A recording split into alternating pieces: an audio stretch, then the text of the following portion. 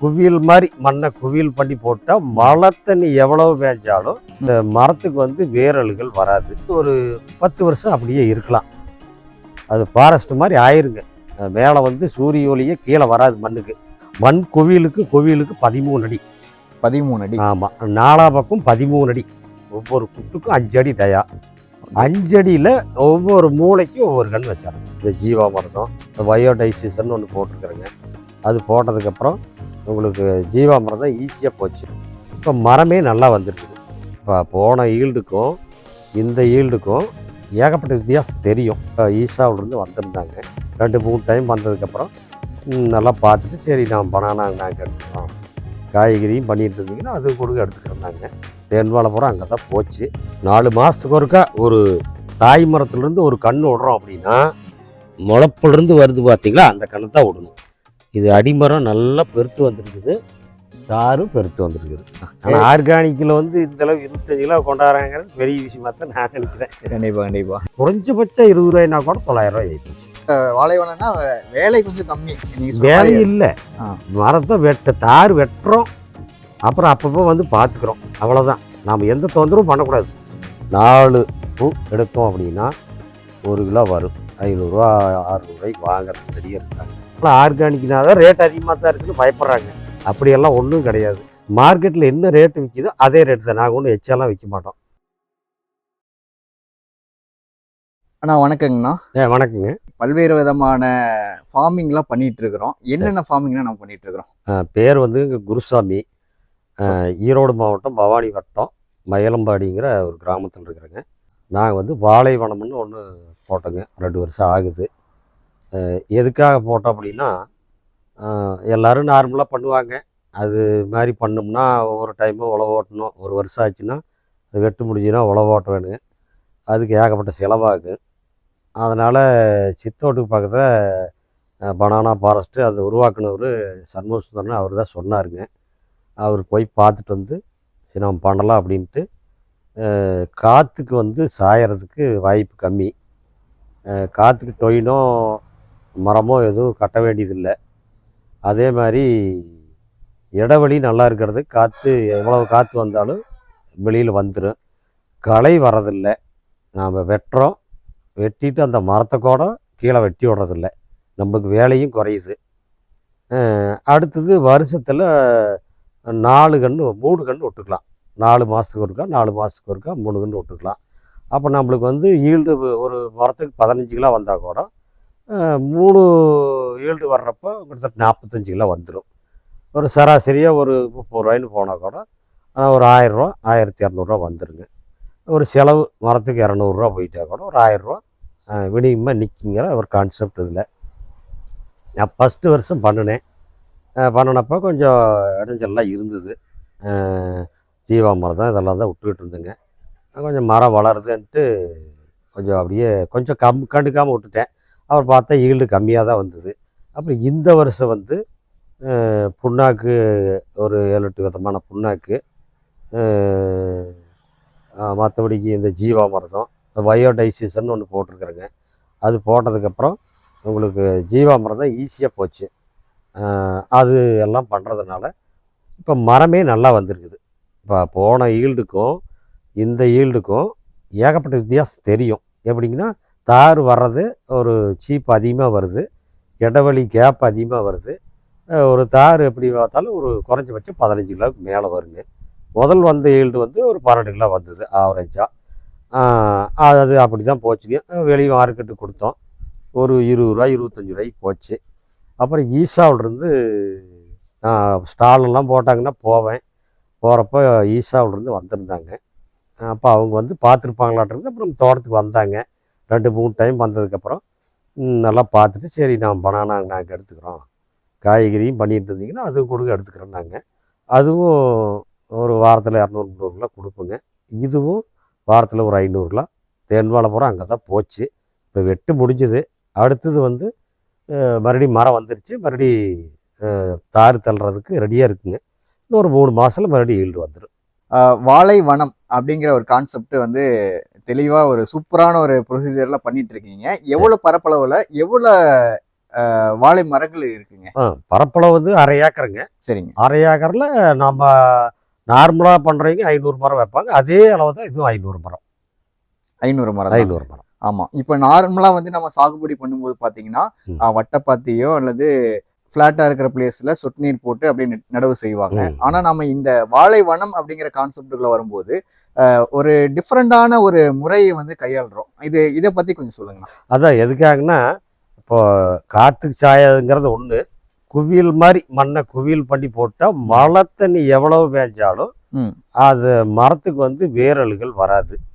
2 உங்களுக்கு வந்து ஒரு 10 வருஷம் அப்படியே இருக்கலாம். அது ஃபாரஸ்ட் மாதிரி ஆயிருங்க. மேலே வந்து சூரிய ஒளியே கீழே வராது மண்ணுக்கு. பனானா ஃபாரஸ்ட்டுங்கிறது அதுதான் அவர் சொன்னது. அதுக்கப்புறம் நீங்கள் இதில் செலவுங்கிறது எனக்கு தெரிஞ்சு கம்மி.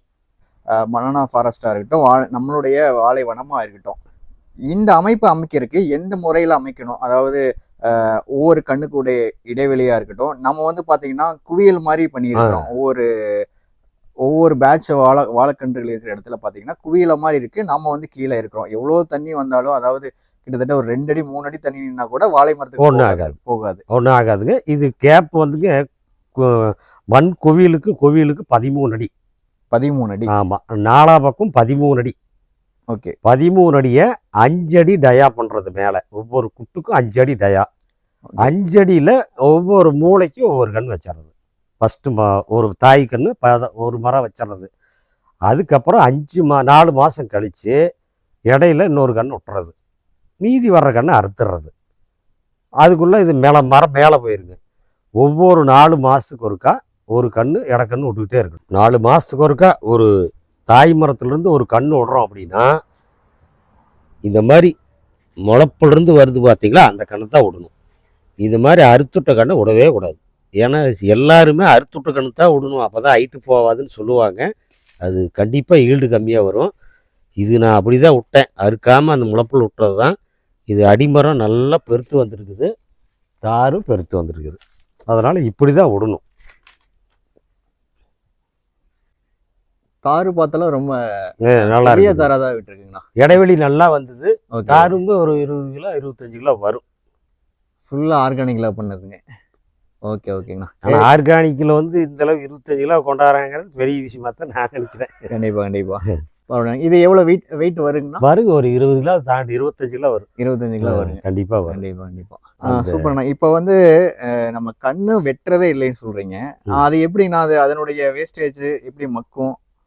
இப்போ வந்து ஒரு மரம் வருது அப்படின்னா அதை தார் வெட்டிட்டு அப்படியே விட்டுறீங்க? அதுதாங்க, தார் வெட்டிட்டுனா அந்த மேலே இருக்கிற இலையை வந்து அறுத்துட்டுறணும். இலையை அறுத்துட்டோம்னா சூரிய ஒளி எடுத்தால் மட்டும்தான் அது சத்து கிடைக்கும். அது அதோட ஆயில் முடிஞ்சு போயிடும். ஒரு 2 மாசத்துல அந்த சத்தை பூரா கண்ணு உறிஞ்சிரும். கண்ணு உறிஞ்சிதுன்னா அது அப்படியே அது பாருங்க கீழே சாஞ்சிருச்சு பாருங்க. அந்த மரம் வந்து சாஞ்சிருச்சு. அது சத்து உறிஞ்சுதே அது சாஞ்சிரும். அது அப்படியே மக்கி உரமாயிரும். அப்படியே மக்கிரும். ஆமாம். இப்போ நம்ம பார்க்குற வாழை பார்த்தீங்கன்னா கிட்டத்தட்ட தென்னை மரத்துக்கு 3/4 வரைக்கும் அந்த அளவுக்கு ஹைட்டு இருக்குங்க. அதுதான் சொல்கிறதுங்க. அதாவது பனானா ஃபாரஸ்ட்டுங்கிறது ஒரு ஃபாரஸ்ட் மாதிரி ஆகிப்போச்சு. அதுக்கு சூரிய ஒளிக்காக அது மரம் மேலே போகுது. சூரிய ஒளி தேடிட்டு மரம் மேலே போயிடுது. அதனால் எந்த பாதிப்பும் நம்மளுக்கு இல்லை. மரத்துக்கு எந்த பாதிப்பும் இல்லை. அது மரம் வந்து ஸ்ட்ராங்காக தான் இருக்குது. ஓகே. ஒரு குவியல் மாதிரி ஆயிடுது. பின்னல், அதாவது வேர் வந்து ஒரு பின்னல் மாதிரி ஆகி போயிடுது. மரம் எவ்வளோ காத்தடிச்சாலும் அந்த சாயறதுக்கு வாய்ப்பு கம்மி. சரி, இப்போ வந்து இது வந்து குயிலாக இருக்கும்போது ஹைட்டாக இருக்கும். தண்ணீர் பாய்ச்சறது வந்து கொஞ்சம் டிஃபிகல்ட்டியாக இருக்கும். நம்ம எந்த முறையை? நாம் வந்து ட்ரிப்பு தாங்க, டேப் வச்சுருக்குறோம். ஓகே. ஒவ்வொரு மரத்துக்கும் தண்ணி ஊற்றுற மாதிரி டேப் வச்சு அட்ஜஸ்ட்மெண்ட் இருக்குது. ஓகே. ஒரே மாதிரி ஊற்றுற மாதிரி எல்லாம் ஒரு டைம் வச்சு அமைச்சு விட்டோம். அந்த மேலே வந்து ஒரு குச்சி அடித்து அந்த டேப் மேலே வச்சுட்ருக்குறோம். பார்த்துட்டு போனால் கூட தெரிகிற மாதிரி. சூப்பருங்கண்ணா. இப்போ நம்ம முழுக்க தேன்வாழை தான் வச்சுருக்கீங்களா? ஆமாம், முழுக்க தேன்வாழை. ஓகே. இப்போ ஈல்டுங்கிற போது நம்ம எப்படி ஒரு பேட்சாக எடுக்கிறோங்களா, இடையில வருதா, அதை பற்றி கொஞ்சம் சொல்லுங்கள். கொஞ்சம் கொஞ்சமாக தான் வருங்க. அதாவது ஒரே டைமில் வராது. எப்படிங்கன்னா ஒரு 15 நாளைக்கு ஒருக்கா ஒரு 1/2 டன்னு 3/4 டன்னு இந்த மாதிரி தான் வந்தது. விற்பனை இங்கே எல்லாருமே கெமிக்கல் எடுக்கிறவங்க தான் வந்தாங்க. ஓகே. நான் அப்படி தான் ஃபஸ்ட்டு கொடுத்தேன். சரிங்க. அப்புறம் ஈசாவில் வந்ததுக்கப்புறம் அவங்க எடுத்ததுனால கொஞ்சம் ரேட்டு நல்லா இருந்தது. நல்லா இருக்கு. நல்லா இருக்குது. அவங்க வந்து அந்த செகண்ட் குவாலிட்டி ஃபஸ்ட்டு குவாலிட்டின்னு தரம் பிரிக்கிறது இல்லை. ம். இவங்க லோக்கல் எடுத்தால் செகண்ட் குவாலிட்டின்னு தரம் பிரிச்சிடுறாங்க, பிரித்து ரேட்டை குறைச்சிட்றாங்க. நம்ம கண்டிப்பா. என்ன ஆர்கானிக்கல் பண்ணாலும் அது அவங்களுக்கு அது பிடிக்கல. அது பழம் பெருசாக இருக்கணும் அவங்களுக்கு மொத்தத்தில். கண்டிப்பா, கண்டிப்பா. நம்ம இந்த மாதிரி ஃபாரஸ்ட் மாதிரி ஆக்கிக்கிட்டோம். எந்த மாதிரி உரங்கள் கொடுக்குற முறையை நம்ம கையாளறோம்? இல்லை, ஃபஸ்ட்டு வந்துங்க ஃபாரஸ்ட் பண்ணுறதுக்கு முன்னாடி சரிங்க. 2 தளம் பலதானி விதைப்பு வச்சேன். 2 தடவை. 2 தடவை விதைச்சி மடக்கி உழுது காட்டை பதப்படுத்தி வச்சுருந்தோம். ஓகே. அதுக்கு ஏன்னா ரொம்ப நாளைக்கு இருக்கணுன்ட்டுங்கிறதுக்காக 2 தடவை பலதானி விதைப்பு அதை விதைச்சி ஒரு 6 மாதமாக அதை காட்டை பதப்படுத்தி வச்சுருந்தேன். அப்புறம் தான் மண் குவியல் போட்டு வச்சதுக்கப்புறம் அப்பப்போ நான் நிழலில் தான் குப்பையை கொட்டி வச்சுருக்கிறேன். மாட்டு குப்பை, நாட்டு மாட்டு குப்பை. ஓகே. அதை வந்து மக்க வச்சு ஓடபிள்யூடிசி இல்லை என்டபிள்யூசி அதெல்லாம் போட்டு மக்க வச்சு அதுக்கப்புறம் கொண்டாந்து ஒவ்வொரு 4 மரத்துக்கும் நடுவாண்ட ஒரு 10 கிலோ கொட்டிடுவேன். ஓகே. 4 மாதத்துக்கு ஒருக்கா. அப்புறம் இடையில புண்ணாக்கு ஒவ்வொரு மரத்துக்கும் ஒவ்வொரு கிலோ. 8 மரம் அதில் இருந்ததுன்னா 8 கிலோ கொடுக்கணும். ஒவ்வொரு மரத்துக்கு ஒரு. ஆமாம், 8 கன்று இருந்ததுன்னா 8 கன்றுக்கு 8 கிலோ கொடுக்கணும். ஓகேங்க. வேறு உரம் தேவையில்லை. அப்புறம் பயோடைஜஸ்டர் அது வாரத்தில் 2 நாள் வந்துடும். கண்டிப்பாக விவசாயியாக இருந்தோம்னா லாபகரமா அப்படிங்கிற ஒரு கான்செப்ட் தான் நம்ம எதிர்பார்ப்போம். இந்த நம்ம வாழை வனத்துக்காக இருக்கட்டும், நார்மலாக பண்ணுற வாழை சாகுபடியாக இருக்கட்டும், எப்படி நம்ம கம்பேரிஷன் பண்ணலாங்க? அது எப்படின்னாங்க, ஒரு தடவை மரம் வச்சோம் அப்படின்னா வெளியிலேருந்து கண்ணை கொண்டாந்து போடுவோம். வச்சதுக்கப்புறம் ஒரு ஈல்டு முடிஞ்சதையும் அந்த மரத்தை உழவு ஓட்டுறதுக்கே ஒரு 25,000 செலவாயிடும். கண்டிப்பாக. இதில் அந்த செலவு இல்லை. அப்புறம் மறுபடியும் உழவு ஓட்டி போட்டு மறுபடியும் வேறு விவசாயம் பண்ணுறதுக்கு மறுபடியும் ஒருக்கா உழவு ஓட்டணும். 2 தடவை வாழைக்கன்று மரத்தையே ஓட்டணும். அந்த செலவெல்லாம் மீதி. அப்புறம் கிட்டத்தட்ட 2 மாதம் ஆயிரும். அது ஒரு பிரச்சனை. இதில் வந்து நிரந்தரமாக உங்களுக்கு வந்துகிட்டே இருக்குது. இப்போ அதை விட இதுதான் லாபம்னு நான் சொல்லுவேன். அதுதான் அப்போ ஒரு தடவை அவங்க வந்து வச்சு எடுக்கிறாங்கன்னா அதிகபட்சம் 20 கிலோ எடுப்பாங்க. இன்ஆர்கானிக்கில் 20 கிலோ எடுக்கிறாங்க. நான் சொல்கிறது வருஷத்தில் 3 ஈல்டு. ஒரு ஈல்டுக்கு 15 கிலோ வந்தால் கூட 45 கிலோ சர்வசாதாரணமாக எடுத்துடலாங்கிற நம்பிக்கை இருக்குது. இப்போ மரமும் அது மாதிரி இருக்குது, வருங்கிற நம்பிக்கை இருக்குது. 45 கிலோ வந்தால் கூட குறைஞ்சபட்சம் 20 ரூபாய்னா கூட 900 ரூபாய் ஆகிப்போச்சு. அப்போ அதை விட இது லாபகரமாக இருக்குது. செலவு இல்லை, மறுபடியும் கன்று வைக்கணுங்கிறது இல்லை. அதுலெல்லாம் மீதி எல்லாமே லாபம் தானே. கண்டிப்பாக, கண்டிப்பாக. முக்கியமாக சொன்னோம்னா இந்த வாழைவனம்னா வேலை கொஞ்சம் கம்மி. வேலை இல்லை, மரத்தை தார் வெட்டுறோம், அப்புறம் அப்பப்போ வந்து பார்த்துக்குறோம், அவ்வளோதான். நாம் எந்த தொந்தரவும் பண்ணக்கூடாது. சருவு கிடக்குதா அப்படியே தான் இருக்கணும்.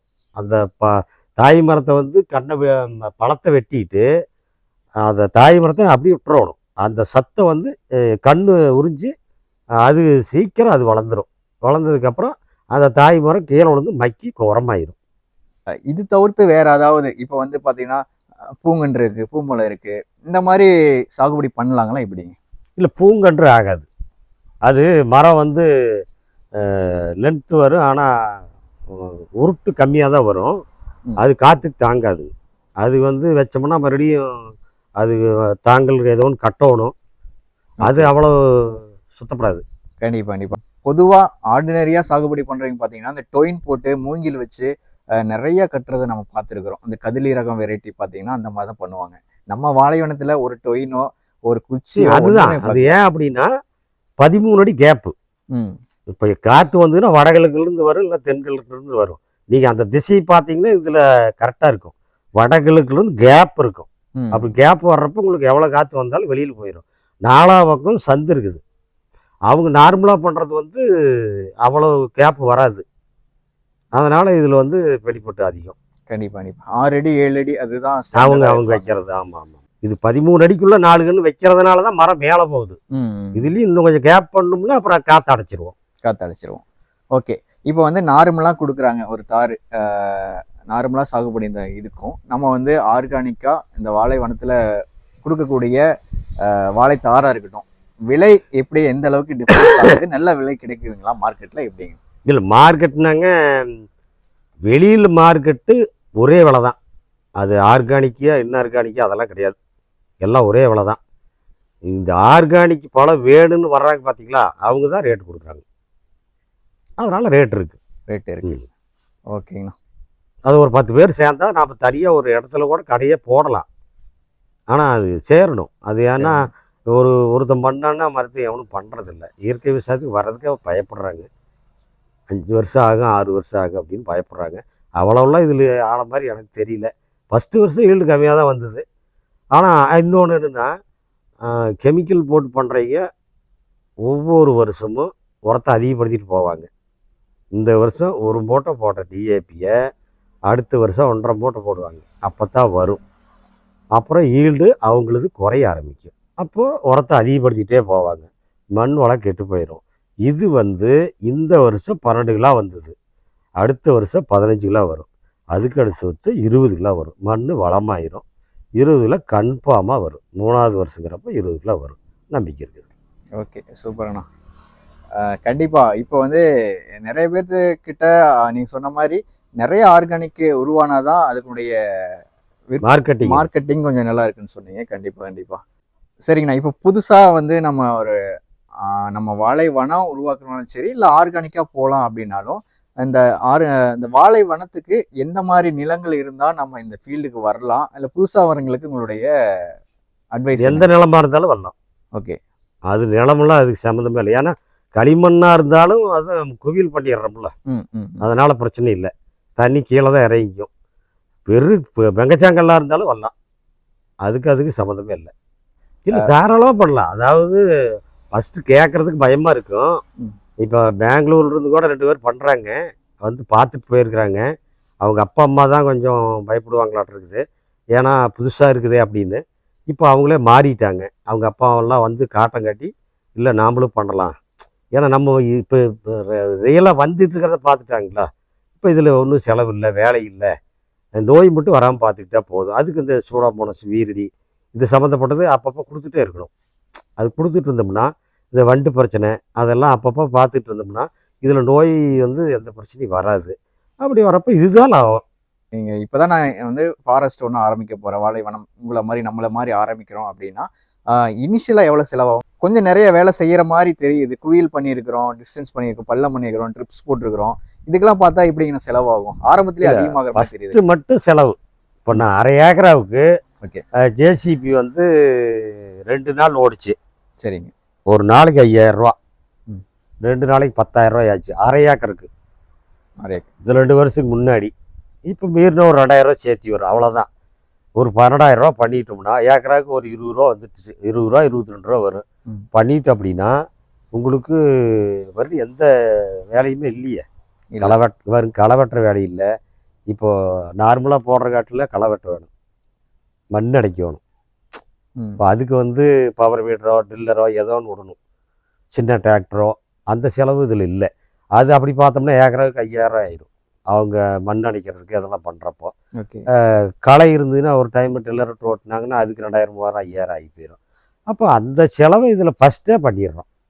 அப்புறம் பண்ணிட்டோம்னா ஃபஸ்ட்டு களை வரும். ஏன்னா அப்போ கன்று சின்னதாக இருந்தது.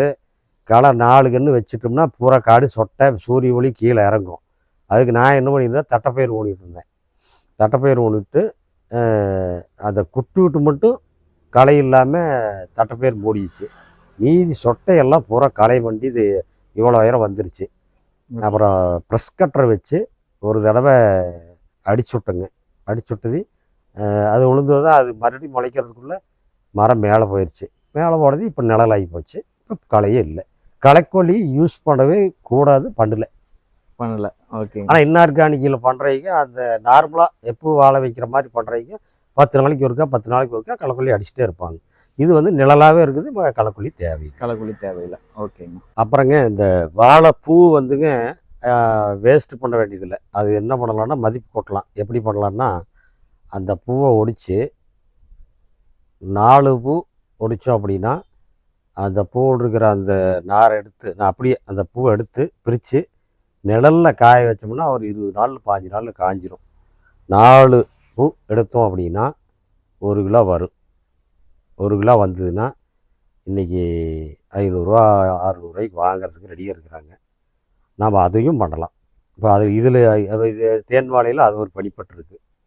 ஆர்கானிக்கில் பண்ணுறதுனால அந்த பவுடரை அரைச்சோம்னா காப்பிக்கு இதெல்லாம் பூஸ்ட் மாதிரி நல்லா இருக்குது. நாங்கள் அதை சாப்பிட்ருக்குறோம், அருமையாக இருக்குது. ஓகே, ஓகேங்கண்ணா. இப்போ வந்து அதுவும் நம்ம சேல் பண்றோங்களா எப்படிங்க? அது இப்போ அடுத்த தடவை பண்ணலாங்க. அடுத்து வர்றதெல்லாம் கண்டிப்பாக பண்ணலாம். ஓகே. அப்புறம் இன்னொன்று என்னென்னா, இப்போ நம்ம ஆர்கானிக் பண்ணுறோம், வேணும் அப்படின்னு சொல்லி யார் வேணாலும் எங்களுக்கு என் ஃபோன் நம்பர் கொடுத்துட்றேன். நீங்கள் எப்போ வேணாலும் கான்டாக்ட் பண்ணால் நான் உங்களுக்கு வந்து பார்சலாவோ ஏதோ ஒன்று நாங்கள் அனுப்பிச்சிட்றோம். ஏன்னா நம்ம ஆர்கானிக் பொருள் மார்க்கெட்டில் என்ன ரேட்டு விற்கிதோ அதே ரேட்டு தான். நாங்கள் ஒன்றும் எச்சாலாம் விற்க மாட்டோம். ஓகே, ஓகேங்கண்ணா. ஏன்னா இப்போ வந்து ஆர்கானிக்கில் வந்து மார்க்கெட் ரேட்டுக்கே தர்றேன் அப்படிங்கிற போது. ஆமாங்க. ஏன்னு கேட்டால் கொஞ்ச நாள் போனால் தான் அவங்களுக்கும் அந்த, ஏன்னா நம்ம ஆர்கானிக் ஸ்டோர்லாம் கேட்குறாங்க. அங்கே கொண்டு போய் கொடுத்தோம்னா 2 தார் வாங்கிட்டு போகிறான்.